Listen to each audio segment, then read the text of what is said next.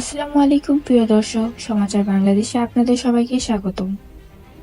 আজকের ভিডিওতে আমরা আলোচনা করব শেখ হাসিনার সর্বশেষ অবস্থান সম্পর্কে। ৫ই আগস্ট ছাত্র জনতার গণ অভ্যুত্থানের মুখে সামরিক বাহিনীর একটি বিমানে করে দেশ ছেড়ে ভারতে পালিয়ে যান তৎকালীন প্রধানমন্ত্রী শেখ হাসিনা ও তার বোন শেখ রেহানা। অতঃপর তাদের বহনকৃত বিমানটি দিল্লির কাছাকাছি একটি সামরিক বিমান ঘাঁটি হিন্দন এয়ারওয়েজে অবতরণ করেন বলে সকল গণমাধ্যমে উঠে আসে। যদিও শেখ হাসিনার অবস্থান নিয়ে কোনো স্পষ্ট বক্তব্য দেননি ভারত সরকার। প্রথমে তাদের দিল্লির সামরিক বাহিনীর একটি গেস্ট হাউসে রাখা হলেও পরে তাদেরকে অন্য কোনো সুরক্ষিত জায়গায় নিয়ে যাওয়া হয় বলে দাবি করেন দেশি বিদেশি অনেক গণমাধ্যম।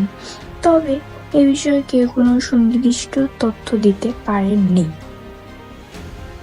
সম্প্রতি বিবিসি বাংলার একটি প্রতিবেদনে জানা যায়, বর্তমানে শেখ হাসিনা রয়েছেন ভারতের মন্ত্রীপাড়া খ্যাত লোধি গার্ডেনের লুটিয়ান্স বাংলো জোনে একটি সুরক্ষিত বাড়িতে, যেখানে বসে তিনি তার মেয়ে সায়মা ওয়ারফের পুতুল ও ছেলে সজীব ওয়ারফের জয় ও তার নিকট আত্মীয়দের সাথে নিয়মিত যোগাযোগ স্থাপনের সুযোগ পাচ্ছেন।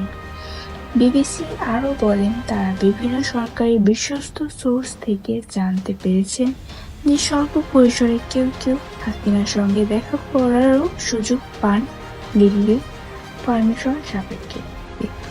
সম্প্রতি তার নিউ ইয়র্কে আওয়ামী লীগের একটি সমাবেশে বক্তব্য প্রদানের মাধ্যমে রাজনীতিতে সক্রিয় থাকার চেষ্টাও দেখেছে বিভিন্ন মহল। মাননীয় প্রধানমন্ত্রী কোটা বিরোধী আন্দোলন চলছে। এখন পর্যন্ত মুক্তিযোদ্ধাদের অনেকে, আজকে সকালেও একজনের সঙ্গে কথা হচ্ছিল, পর্যবেক্ষণ করতে এসেছেন এবং সেই সাথে সাথে আমাদের সাংবাদিকগণ